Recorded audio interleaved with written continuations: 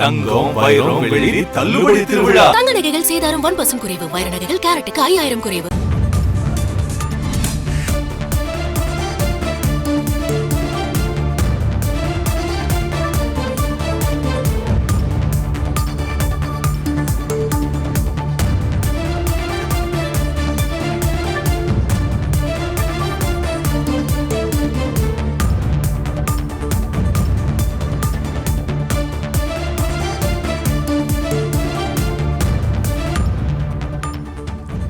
விக்கிரவாண்டி இடைத்தேர்தலில் திராவிட முன்னேற்றக் கழகத்தினுடைய அன்னியூர் சிவா வெற்றி பெற்றது செல்லும் என்று சென்னை உயர்நீதிமன்றம் உத்தரவு பிறப்பித்திருக்கிறது. இது பற்றிய முழு விவரங்களை அறிவோம். எமது செய்தியாளர் சுரேஷ் இணைகிறார். சுரேஷ், வணக்கம். இந்த வழக்கின் முழு பின்னணி என்ன, விரிவாக விவரிங்க.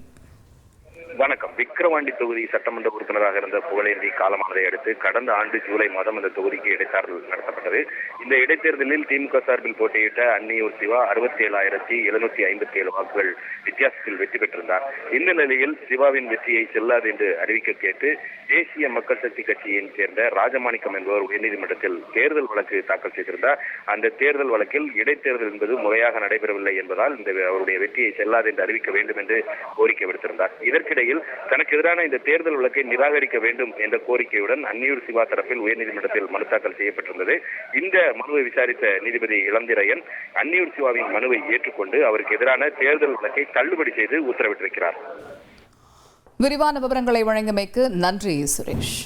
தங்கம் வைரம் வெள்ளி தள்ளுபடி திருவிழா. தங்க நகைகள் சேதாரம் 1% குறைவு. வைர நகைகள் கேரட்டுக்கு 5000 குறைவு.